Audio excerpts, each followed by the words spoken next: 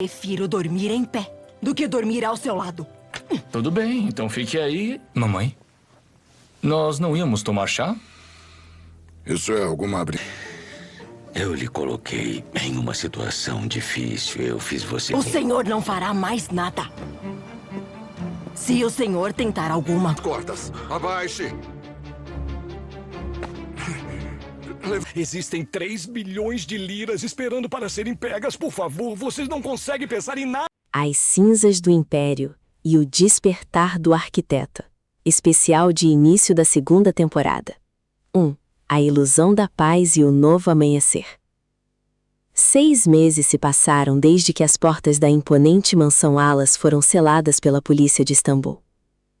O outono havia chegado à cidade, pintando as folhas das árvores do Bósforo com tons quentes de cobre e ouro.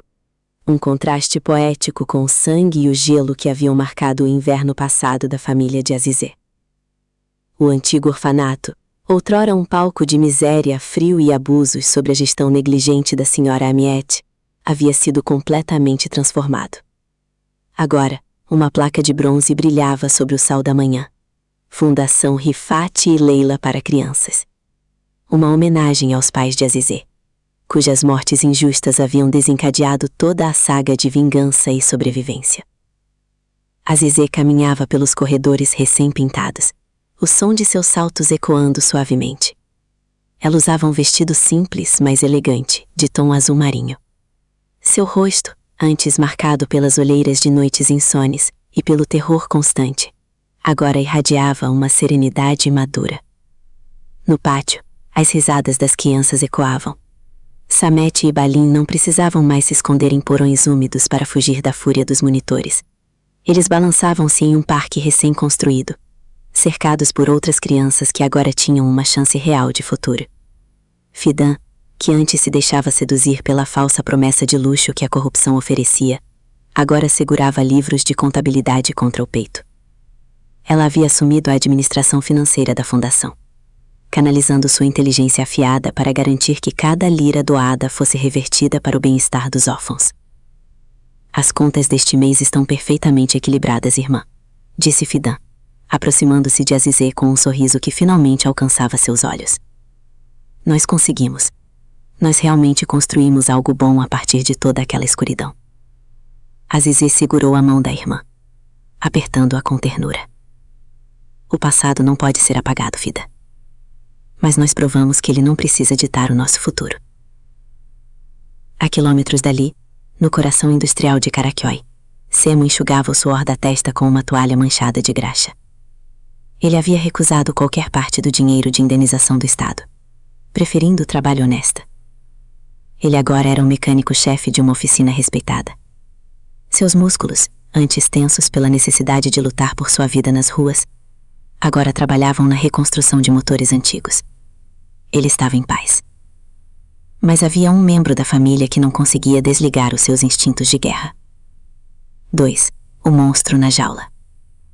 No extremo leste de Istambul, erguia-se a penitenciaria de segurança máxima de Kartal, uma fortaleza de concreto cinza e arame farpado onde o sol parecia nunca tocar.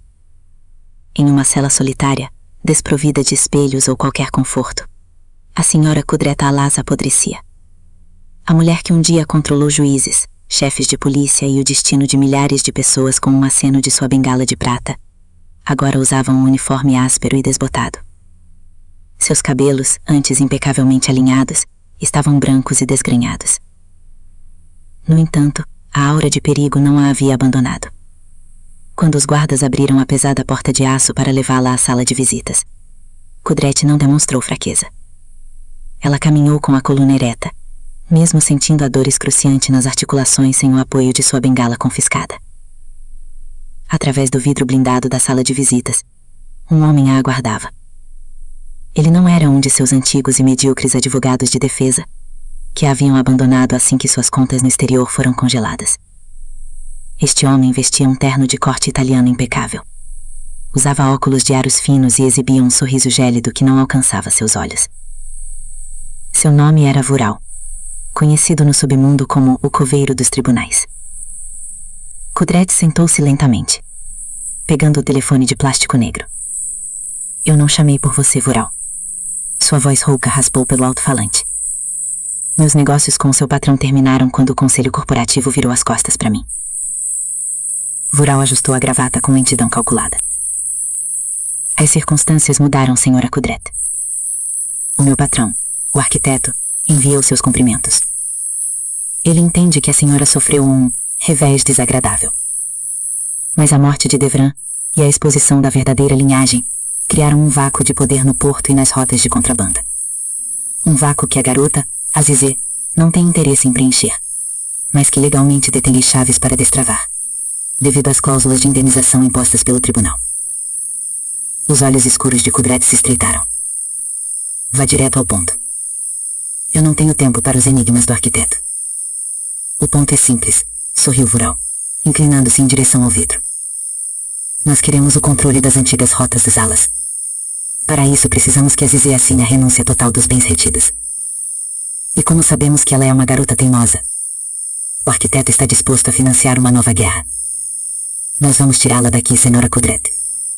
Mas em troca, você será o nosso cão de caça. Nós lhe daremos a oportunidade de destruir a família de Rifat de uma vez por todas. Um brilho doentio de triunfo cruzou o rosto enrugado da matriarca caída. O ódio que a mantinha viva nas noites frias da prisão acabava de ganhar uma arma letal. 3. O sussurro das sombras. Enquanto a luz do dia brilhava sobre a fundação, as sombras começavam a se mover nas bordas da cidade. Azat estava no porto, encostado em um container enferrujado, fumando um cigarro em silêncio. Apesar da paz recém-conquistada, ele mantinha sua rede de informantes ativa.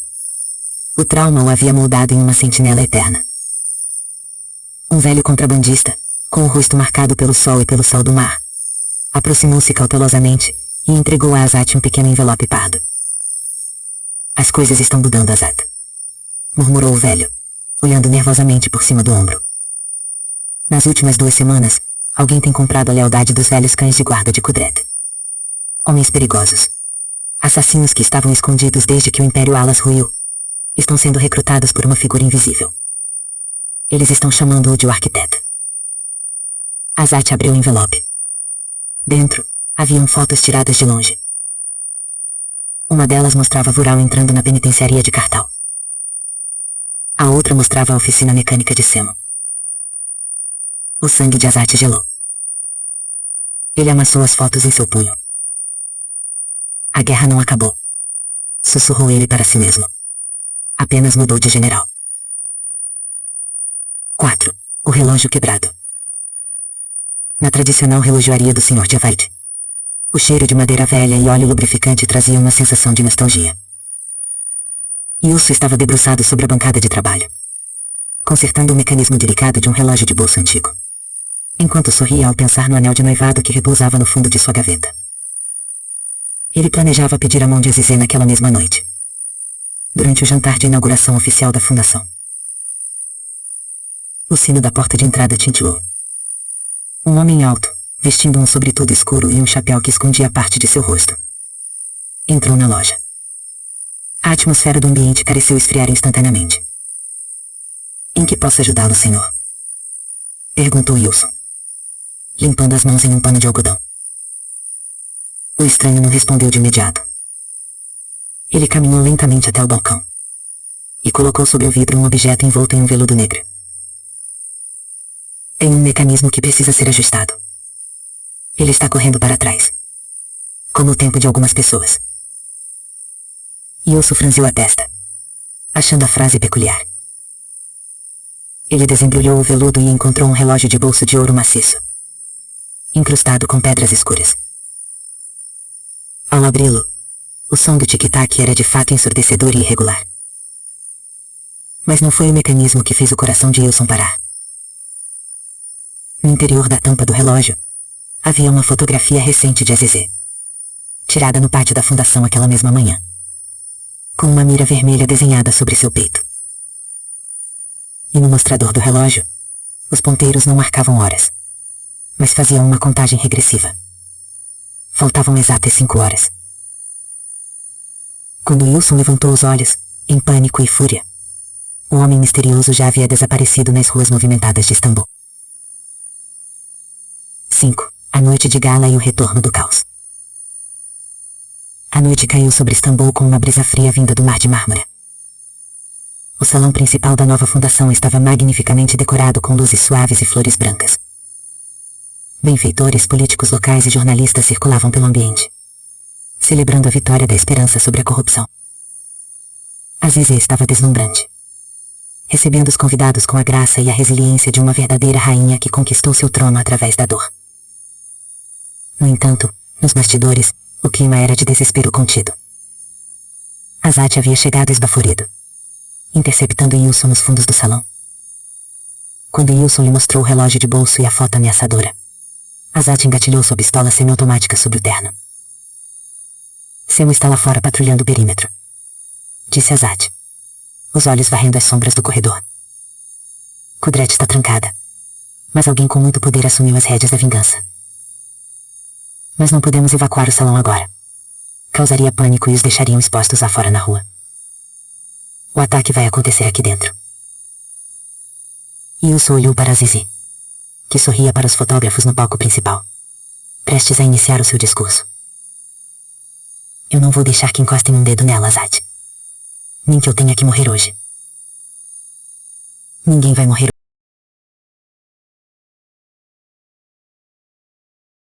As Cinzas do Império e o Despertar do Arquiteta. Especial de início da segunda temporada. 1. A Ilusão da Paz e o Novo Amanhecer.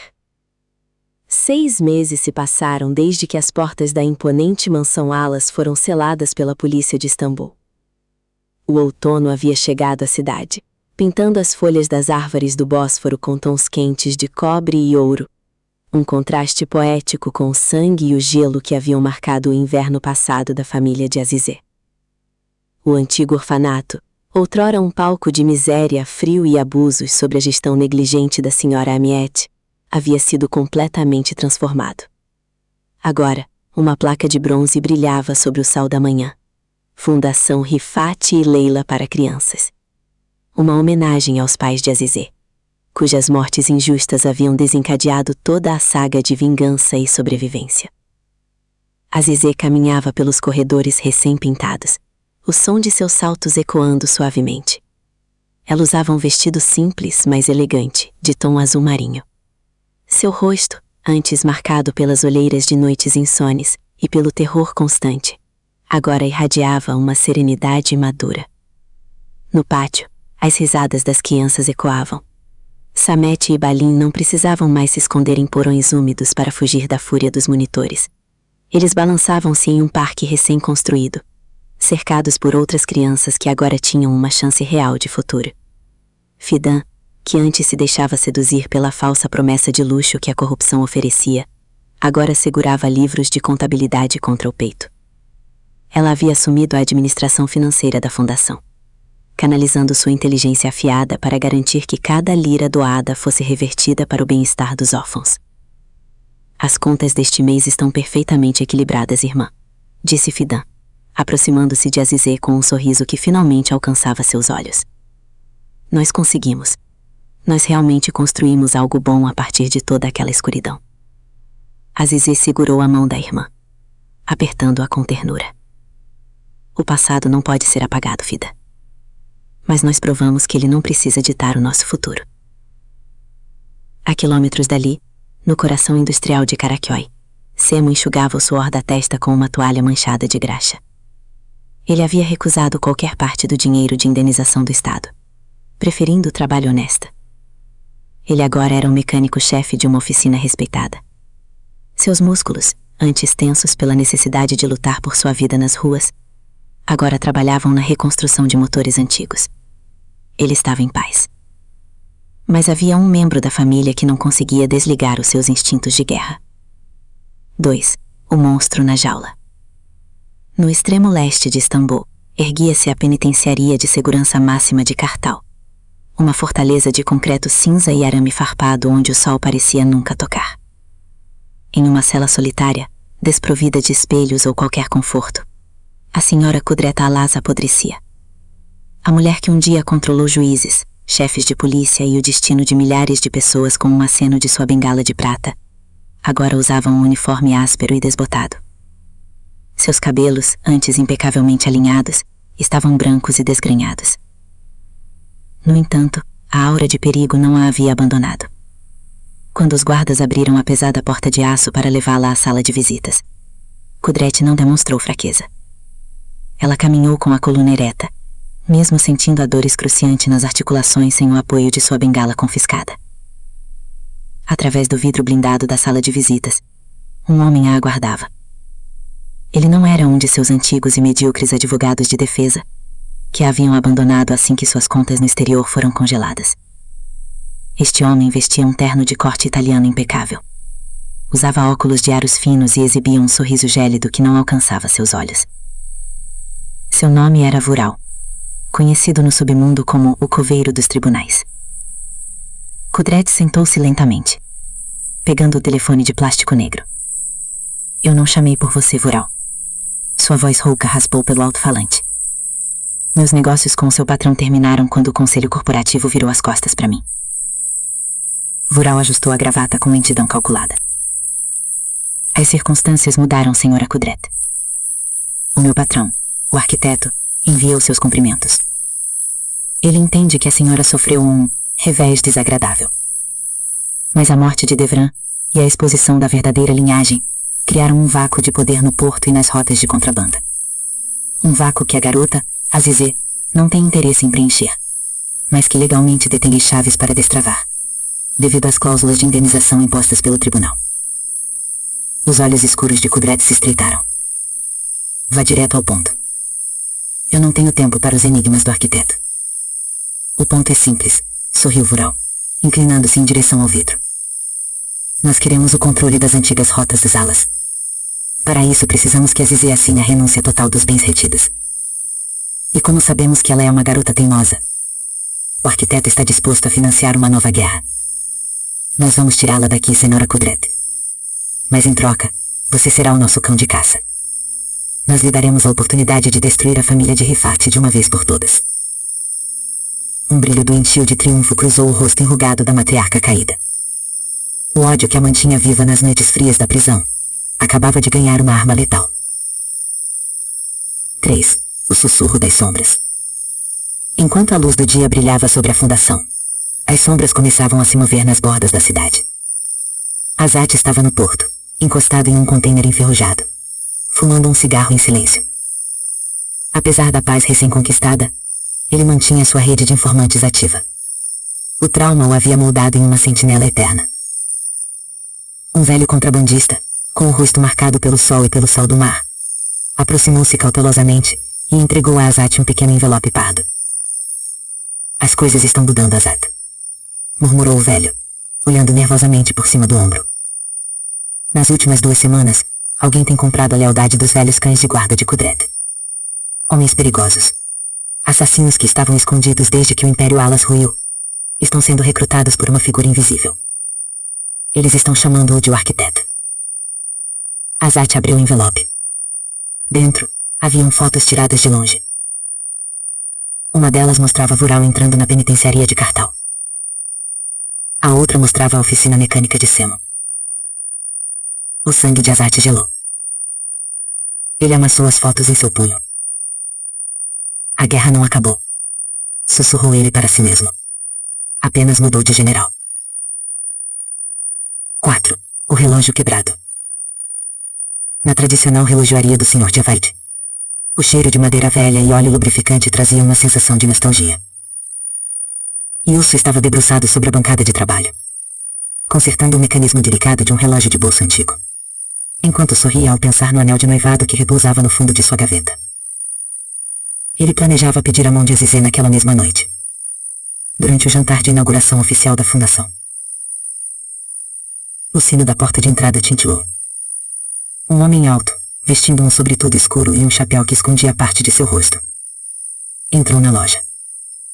A atmosfera do ambiente pareceu esfriar instantaneamente. Em que posso ajudá-lo, senhor? Perguntou Wilson, limpando as mãos em um pano de algodão. O estranho não respondeu de imediato. Ele caminhou lentamente até o balcão e colocou sobre o vidro um objeto envolto em um veludo negro. Tem um mecanismo que precisa ser ajustado. Ele está correndo para trás. Como o tempo de algumas pessoas. Wilson franziu a testa, achando a frase peculiar. Ele desembrulhou o veludo e encontrou um relógio de bolso de ouro maciço, incrustado com pedras escuras. Ao abri-lo, o som do tic-tac era de fato ensurdecedor e irregular. Mas não foi o mecanismo que fez o coração de Wilson parar. No interior da tampa do relógio, havia uma fotografia recente de Azizê, tirada no pátio da fundação aquela mesma manhã, com uma mira vermelha desenhada sobre seu peito. E no mostrador do relógio, os ponteiros não marcavam horas, mas faziam uma contagem regressiva. Faltavam exatas 5 horas. Quando Wilson levantou os olhos, em pânico e fúria, o homem misterioso já havia desaparecido nas ruas movimentadas de Istambul. 5. A noite de gala e o retorno do caos. A noite caiu sobre Istambul com uma brisa fria vinda do Mar de Mármara. O salão principal da nova fundação estava magnificamente decorado com luzes suaves e flores brancas. Benfeitores, políticos locais e jornalistas circulavam pelo ambiente, celebrando a vitória da esperança sobre a corrupção. Azizê estava deslumbrante, recebendo os convidados com a graça e a resiliência de uma verdadeira rainha que conquistou seu trono através da dor. No entanto, nos bastidores, o clima era de desespero contido. Azat havia chegado esbaforido, interceptando Wilson nos fundos do salão.